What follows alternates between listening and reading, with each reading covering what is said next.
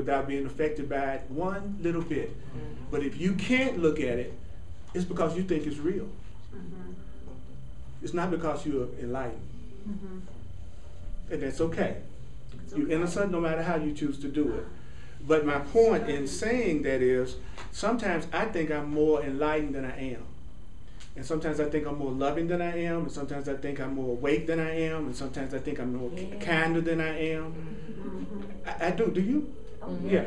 And then I'll have something show up, or somebody show up, and all of a sudden, I'm acting as unconscious as Uncle Luke, who I think I'm just so much more aware than. You know what I'm saying? So I just go ahead and admit to myself that I have all the qualities and all the capabilities of expressing myself in the way that anyone on the planet can. I just choose not to do it. I don't pretend I don't have hatred thoughts, anger thoughts, love thoughts, depressing thoughts, lack thoughts. I got every thought that's thought. I have every thought that's thought. I have every thought that's thought. I am it all. You are it all. And when I see it that way, then I have no resistance to it. I have no agreement with it. I'm not reacting to it, and I have more peace. Because I'm not looking at myself as being separate from that which I'm looking at, which is the cause of all conflict and violence and pain is separation. So if I see myself as you, but not necessarily choosing to do what you do the way you do it, then I'm in alignment with the oneness that we share, and I don't have to see your opposition side. Oh, mercy, Earl. Well, you know, so much. I'm a good reader. And I'm good at repeating it and trying, you know, thank you. But you know what, Bunny? I say this all the time, and I mean it from the bottom of my heart. I am sick of the world of separation. There's a part of me that's bored with this. Yeah, bored. Me, I don't know about y'all, but I'm bored with it. Maybe I'm a 19 zillion time born again soul or something, but this is one boring place. It is. There's a bunch of people, including myself, running around trying to make it, hoping that they can grab one or two relationships that they can have before they die, and maybe get a vacation. Slip in a couple of good movies. Throw in a couple of good movies, maybe a hike or two, but this is Colorado. You know, it's great, but I'm like a person who's been in a movie about 500 times. I really like Avatar, you know, but about the 30th time, I think I probably have enough of it. You know what I'm saying? And that's what I feel about this. The competition and fear of love and not taking responsibility, broken into by feeling good when I think it goes the way I want it to go, and being mad when I think it doesn't go the way I want it to go, and blaming other people for the things that I go through, making up dreams that are just old dreams I've done before in a brand new way. Maybe getting it and then not being satisfied for a very long time. But I feel good when I think it's happening. Looking at a person and thinking they're the one, they're going to be the answer to the happiness that I'm looking for. Oh, if I just do this thing over here, I'll probably be rich one day, and I'll have prosperity.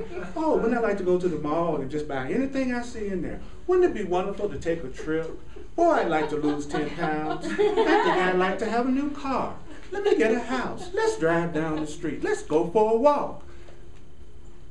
Yeah. Let's have sex. Let's make love. Let's feel guilty about it.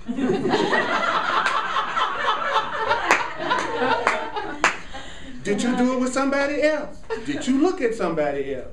Is it only me? I'm not the most important one. I have a toothache. I'm getting old.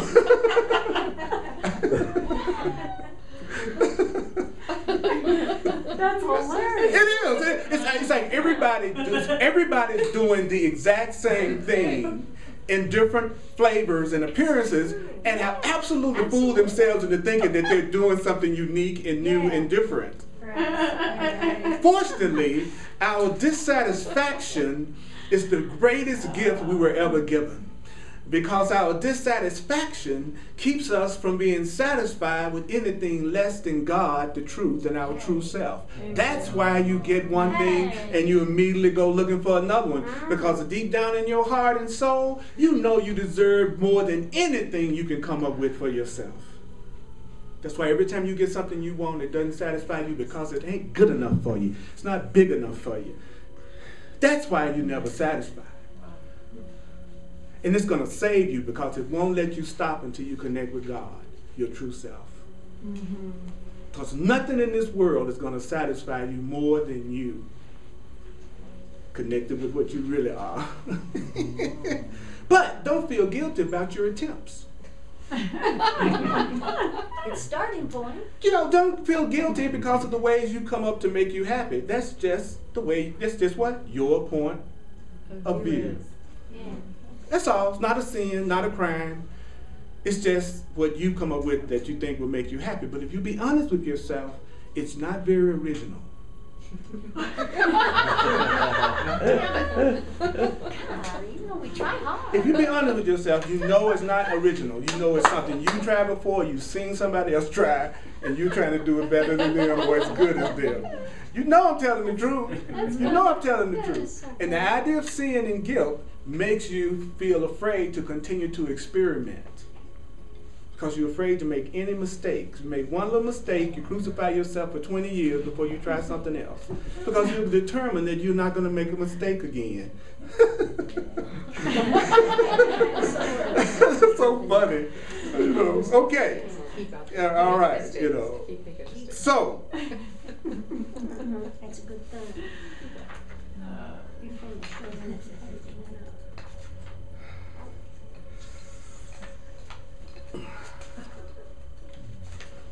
And if I hear somebody's got a good question, I can just feel it. It's a good, juicy question out there. I did, Earl. I'm surprised. No. Totally shocked, Chris, that you had a question.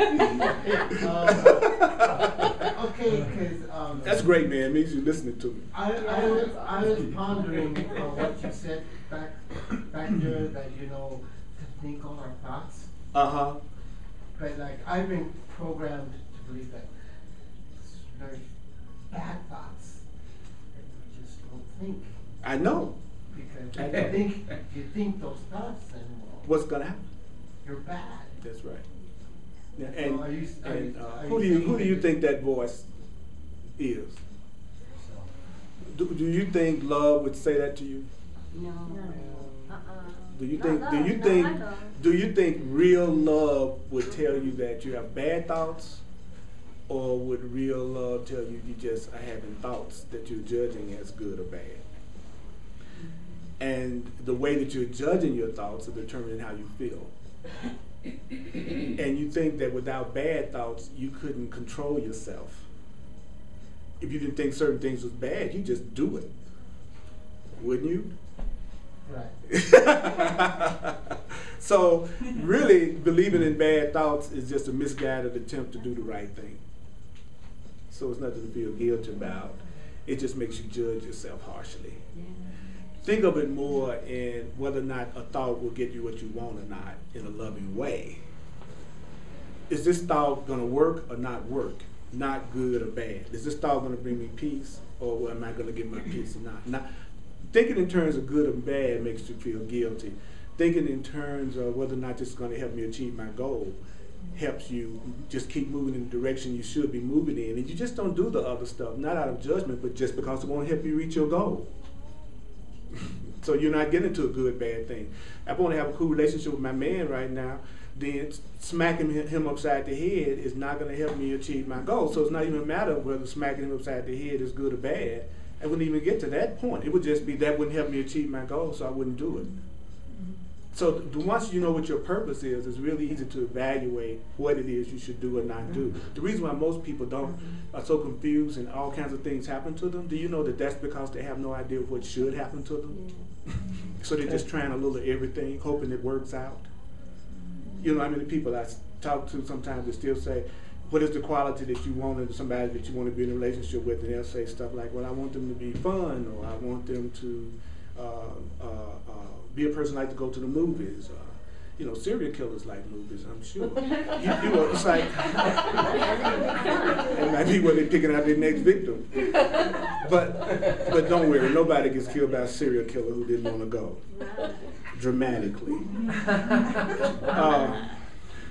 Because, you choose your time of birth, you choose your time, you make your transition, you choose both of them. if you're a drama queen or king in life, why are you shocked that you go out in a dramatic way? You're a person that's always got some stuff going on. Why do you think you're going to have a little easy death? You know, you're gonna want to go out with a bang, you know.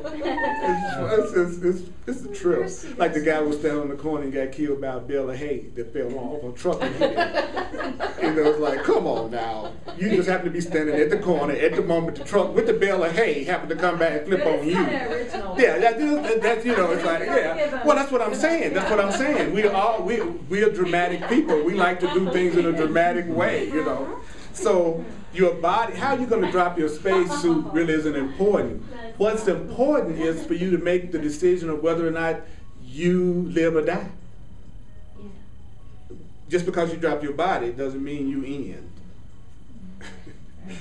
Nobody's been to a funeral and really thinks that the body in the casket is the friend or family member. You know right there usually when you're standing there that that's not. When I looked at my brother's body in the casket, which is a deep experience. Or when I went back in March and saw two caskets in front of me. One was my brother-in-law, one was my sister that made her transition very dramatically, because my sister was very dramatic, and I loved her. Mm-hmm. And I still do. We still communicate. Mm-hmm. But the point that I'm making is that I knew that she wasn't there. I knew that everything that was going on was just an honoring of who she was, but it was not for a second I thought my brother was that body I was looking at in the casket. Because I just know it, and you do too. You don't have to be taught everything. You don't have to read everything in the book before you know it's true. You know that's true. You know there's more to this than what you're doing. You know it is. You know it is. That's why we got this book, because it's trying to tell us that you're at the gateway. You're at the starting point. You're at the beginning. You're getting ready to start to have the experience of all the things you've been learning. Hallelujah. Now, to think without thought or know without words are ideas quite foreign to you. Thinking without thoughts, knowing without words, that sounds kind of strange. And truly, while you remain here, even experiences beyond thoughts and words, you will apply words and thoughts too. Like I'm constantly trying to use words to describe things that are beyond words. Mm-hmm. And it's frustrating, you know what I'm saying? Because when I say love, then we're going to try to take our meaning of what we think love means. If I say freedom, then we think of what freedom means to us. We're going to still try to use our words to describe something that's beyond words. He says, yet love has often brought you close to a thoughtless and wordless state of being, and it can do so again. Sometimes when you're with someone and you're really allowing love to come through, I mean the real deal, not the specialness, the love, then you will find that you will be with them, and for the life of you, you can't say anything. You just, even if you're a person that seems to be very articulate, you'll find that when you're with them, you'll find yourself just wanting to be with them. That the words don't really matter at all. And you'll say stuff to each other like, I don't care what we do, I just want to be with you. Your presence is quite enough. My presence is quite enough. But it's not the same as just being with a body. You're seeing this from the perspective of being aware of your connection. It's not just I'm lonely and I just need to have a body over here with me. That's different. You know. Get rich, you can buy one. All right, now. You can buy dozens and dozens. Bodies are cheap. There's no body shortage in the world. And basically, most people you know got one. And they generally just come in two types. It's not like we got a wide variety of bodies. You know, it pretty much have the same stuff on them. Isn't it amazing that we think something so special that's so common?